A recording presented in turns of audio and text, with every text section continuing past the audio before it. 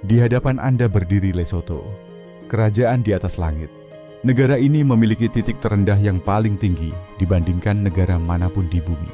Saat negara lain memiliki lembah, garis pantai, atau dataran rendah dekat permukaan laut, titik terendah Lesotho berada di ketinggian 1.400 meter di atas permukaan laut. Sebagai gambaran, angka itu lebih tinggi daripada gunung tertinggi di seluruh Inggris. Udara di sini lebih tipis, cuaca lebih keras, dan tubuh manusia harus menyesuaikan diri dengan kondisi yang bahkan menantang pendaki berpengalaman. Ketinggian ekstrem ini menciptakan iklim dataran tinggi subtropis yang tidak ditemukan di tempat lain di Afrika, yang akan saya jelaskan sebentar lagi.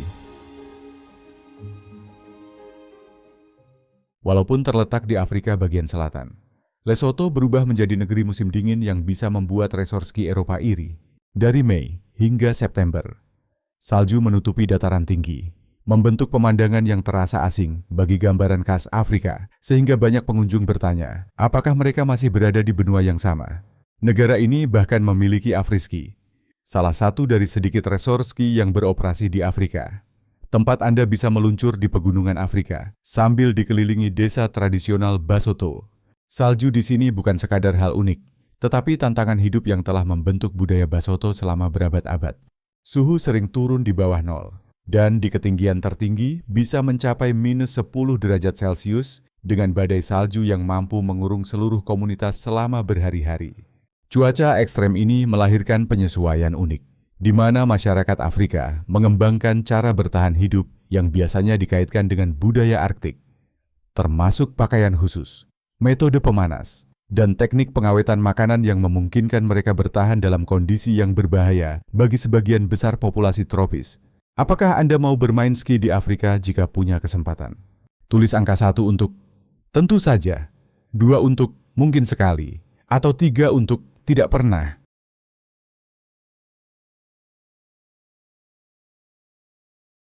Di Lesotho, anak laki-laki berusia 12 tahun bisa dikirim sendirian ke pegunungan Drakensberg selama berbulan-bulan sebagai bagian dari proses menuju kedewasaan. Para gembala remaja ini tinggal di pondok batu kecil yang disebut Motebo tanpa pemanas, tanpa air mengalir, tanpa listrik, dan tanpa kontak dengan dunia luar. Mereka harus bertahan pada suhu minus 10 derajat Celcius hanya dengan selimut tradisional, persediaan makanan sederhana, dan anjing sebagai pelindung. Ini bukan perkemahan akhir pekan, melainkan berbulan-bulan dalam isolasi total di kondisi yang bahkan menantang ahli bertahan hidup. Tradisi ini tetap dijalankan karena mencerminkan keyakinan penting dalam identitas Basotho, bahwa kedewasaan sejati ditempa melalui kesulitan besar. Para gembala muda ini belajar membaca perubahan cuaca yang bisa mematikan dalam hitungan menit, menavigasi pegunungan saat badai salju, dan menjaga kewarasan dalam kesendirian begitu dalam, hingga ada yang tidak melihat manusia lain selama berbulan-bulan. Teman-teman, tulis angka 4 agar saya tahu Anda masih bersama saya.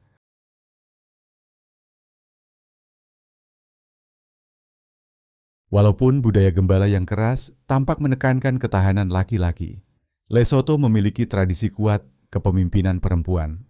Kepala desa perempuan memimpin komunitas dan menjaga ketertiban.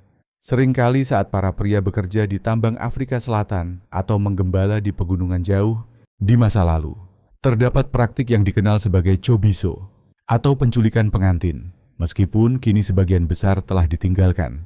Melalui kebijakan pemerintah dan kemajuan hak perempuan, kebanyakan pernikahan saat ini didasarkan pada cinta dan persetujuan bersama. Ketangguhan dan peran penting perempuan tetap tertanam kuat dalam tradisi masyarakat. Jika Arab Saudi mengekspor minyak dan Afrika Selatan mengekspor berlian, Lesotho membangun ekonominya dari sesuatu yang lebih sederhana, namun sangat berharga, yaitu air. Dikenal sebagai emas putih, sumber daya ini menyumbang 25% dari seluruh PDB negara, melalui salah satu proyek teknik paling ambisius dalam sejarah Afrika. Proyek air dataran tinggi Lesotho menggunakan sistem bendungan besar dan terowongan berbasis gravitasi untuk mengalirkan air pegunungan ke pusat industri Afrika Selatan. Setiap tahun, Afrika Selatan membayar lebih dari 60 juta dolar kepada Lesotho untuk air, ditambah ratusan juta dolar dalam biaya listrik, karena air dari bendungan Katse juga menghasilkan 90 megawatt energi bersih bagi seluruh negeri. Proyek ini kini diperluas dengan pembangunan bendungan Polihali yang berkapasitas 2 kali Katse. Dijadwalkan selesai pada tahun 2030 dan diperkirakan memasok air bagi 15 juta warga Afrika Selatan. Namun, di tengah ekspor jutaan meter kubik air bersih setiap tahun, banyak desa dataran tinggi yang dulu menjaga sumber air ini justru menghadapi kekurangan air. Komunitas yang tinggal di atas aliran pegunungan jernih seringkali tidak memiliki akses sanitasi dasar. Anda hampir pasti pernah memakai sesuatu yang dibuat di Lesotho tanpa menyadarinya. Kerajaan pegunungan ini adalah salah satu produsen tekstil terbesar di Afrika Sub-Sahara dan menjadi pemasok utama bagi merek besar Amerika seperti Levi Strauss dan Gap. Ironinya jelas, banyak orang tidak dapat menemukan Lesotho di peta. Namun mereka mengenakan jeans yang dijahit pekerja Basotho di pabrik yang berdiri di antara pegunungan Afrika. Industri tekstil ini menyumbang lebih dari 80% ekspor Lesotho ke Amerika Serikat dan mempekerjakan lebih banyak perempuan dibanding sektor lain manapun di negara itu. Pabrik beroperasi di bawah perjanjian dagang khusus yang memberikan akses bebas bea ke pasar Amerika, menciptakan penopang ekonomi unik bagi negara pegunungan yang terkurung daratan. Namun industri ini juga menunjukkan kerentanan akibat isolasi geografis. Ketika pola perdagangan global berubah, atau perjanjian internasional berganti, seluruh komunitas yang bergantung pada pekerjaan tekstil bisa kehilangan mata pencaharian. Selimut Basotho bukan sekadar pakaian, melainkan teknologi bertahan hidup yang terselubung dalam seni budaya. Setiap unsur desain memiliki makna simbolis, sekaligus fungsi praktis yang disempurnakan selama ratusan tahun hidup di ketinggian. Desain paling bergengsi bernama Seana Marena, yang berarti bersumpah demi para kepala suku, menampilkan motif tongkol jagung sebagai lambang kesuburan dan kekayaan. Tetapi keunggulan sebenarnya terletak pada rancangan bahannya. Terbuat dari campuran wol dan akrilik yang dirancang khusus, selimut ini hipoalergenik, tahan pudar, dan jauh lebih hangat dibanding banyak pakaian sintetis modern. Bagi para gembala yang harus menghadapi suhu minus 10 derajat tanpa tempat tinggal permanen, selimut ini berfungsi seperti rumah bergerak, memberi kehangatan di siang hari, dan menjadi alas tidur di malam hari. Garis vertikal harus dikenakan dengan arah tegak sebagai simbol pertumbuhan dan kemajuan. Namun bukan hanya simbol, garis tersebut membantu mengalirkan angin dan kelembapan menjauh dari tubuh, menunjukkan bagaimana makna budaya dan teknologi bertahan hidup dapat menyatu dalam satu benda. Saat Anda melihat orang Basotho terbungkus selimut tradisional mereka, Anda sedang menyaksikan warisan pengetahuan panjang tentang cara bertahan di salah satu lingkungan paling menantang di dunia.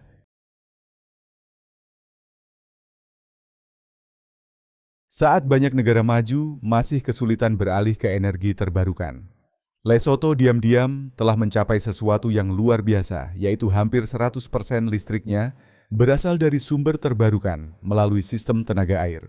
Pembangkit listrik tenaga air Muela yang terintegrasi dalam proyek air dataran tinggi memanfaatkan air pegunungan yang sama dengan yang menghasilkan emas putih untuk menyediakan energi bersih bagi seluruh negeri. Pencapaian ini menempatkan Lesotho lebih maju dari banyak negara maju dalam transisi energi hijau, membuktikan bahwa kondisi geografis ekstrem bisa menjadi keuntungan jika dimanfaatkan dengan tepat. Namun kisah keberhasilan lingkungan ini juga memiliki harga sosial. Pembangunan bendungan besar seperti Mohale dan Katse menenggelamkan lembah luas, memaksa komunitas tradisional pindah dan merendam desa yang telah ada selama beberapa generasi. Selain itu, karena kebutuhan listrik Lesotho sering melebihi produksinya sendiri, negara ini tetap mengimpor cukup banyak listrik dari Afrika Selatan dan Mozambik yang tidak selalu berasal dari sumber hijau.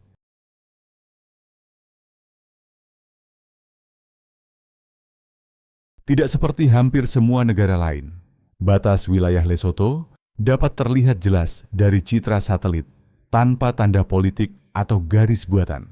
Hal ini terjadi karena masyarakat Basotho mengolah perbukitan mereka secara sangat intensif untuk pertanian subsisten, sehingga tampilannya sangat berbeda dari peternakan dan lahan komersial Afrika Selatan di sekitarnya. Perbedaannya begitu mencolok hingga perbatasan tampak sebagai garis bergerigi yang terlihat dari luar angkasa. terbentuk murni oleh pola penggunaan lahan yang berbeda. Di sisi Lesotho, hampir setiap lereng ditanami dan dibuat teras oleh keluarga yang berusaha memaksimalkan hasil pangan dari lahan subur yang terbatas. Di sisi Afrika Selatan, operasi pertanian besar menciptakan pola seragam dalam skala luas. Garis yang terlihat ini menceritakan dua strategi bertahan hidup yang berbeda, yaitu pertanian intensif karena kebutuhan dan pertanian komersial luas yang didukung modal serta teknologi. Dampak lingkungannya berat, dengan jurang erosi besar yang disebut donga membelah lanskap. Tetapi bagi banyak keluarga Basotho, mengolah bukit secara intensif adalah satu-satunya pilihan selain kelaparan.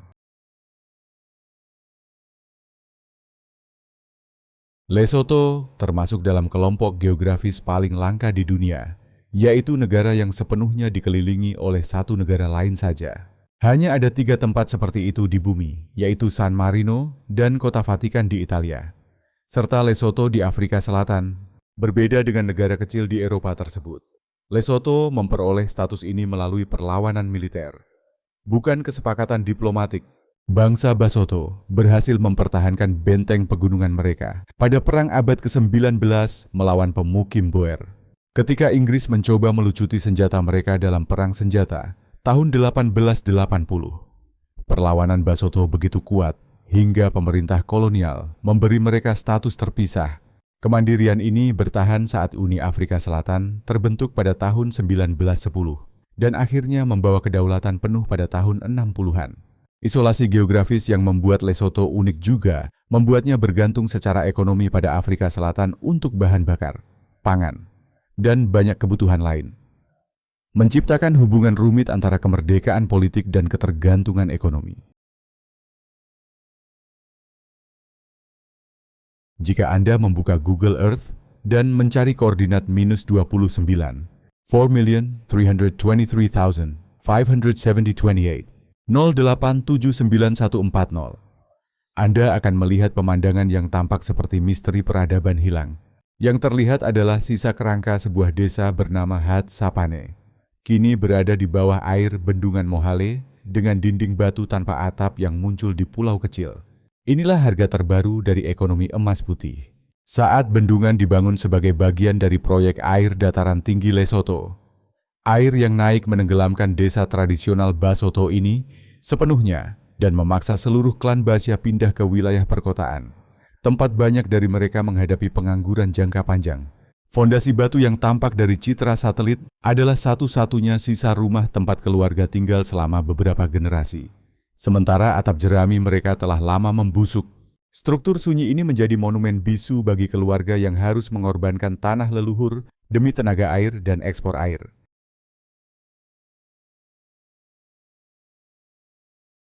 Di kaki pegunungan Maloti, meminum juala bukan sekadar mengonsumsi alkohol, melainkan bagian dari sistem sosial yang menjaga kebersamaan selama berabad-abad. Warga berkumpul pada malam hari mengelilingi wadah kayu besar berisi juala, bir rendah alkohol dari jagung dan sorghum. 1 sendok kayu diedarkan bergantian, atau pada acara khusus orang-orang mencelupkan tangan langsung ke dalam wadah. Tujuannya bukan mabuk, tetapi membangun persatuan melalui kebersamaan dan rasa saling percaya. Ritual ini memperkuat hubungan antar generasi melalui cerita, tawa, dan berbagi harapan. Dalam masyarakat di mana pria bisa pergi berbulan-bulan sebagai pekerja migran atau gembala gunung, dan keluarga terus menghadapi ancaman cuaca, isolasi, serta kesulitan ekonomi, ritual juala menjadi jaring pengaman sosial yang membantu komunitas bertahan. Setiap September atau Oktober, kebersamaan ini memuncak dalam Festival Budaya Morija, ketika ribuan orang mengenakan selimut dan topi tradisional Basotho, mengubah perjuangan individu menjadi perayaan kolektif dan pelestarian budaya.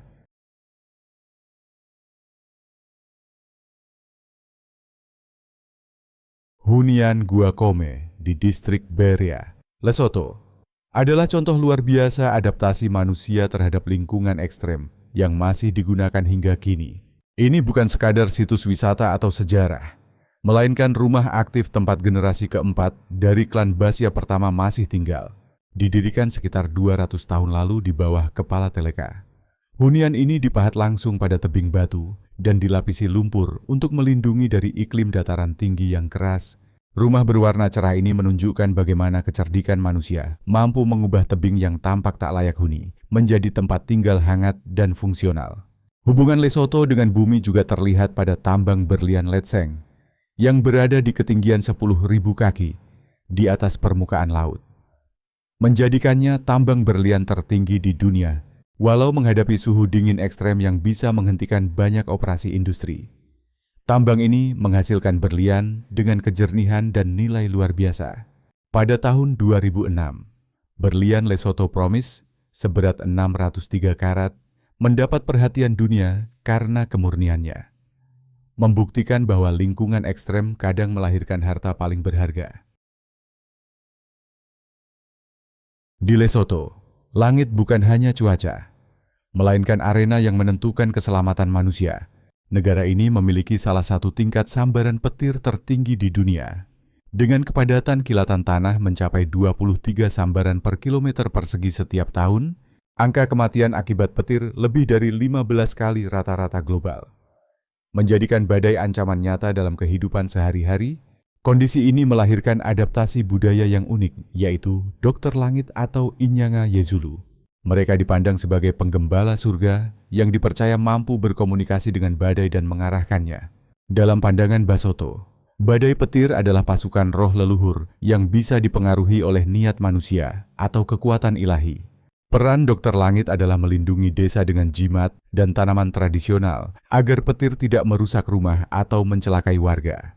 Saat teknologi modern seperti antena satelit muncul di desa, sebagian pandangan tradisional menganggapnya dapat menarik murka langit, menciptakan ketegangan antara kenyamanan modern dan kebijaksanaan lama yang telah menjaga komunitas selama berabad-abad.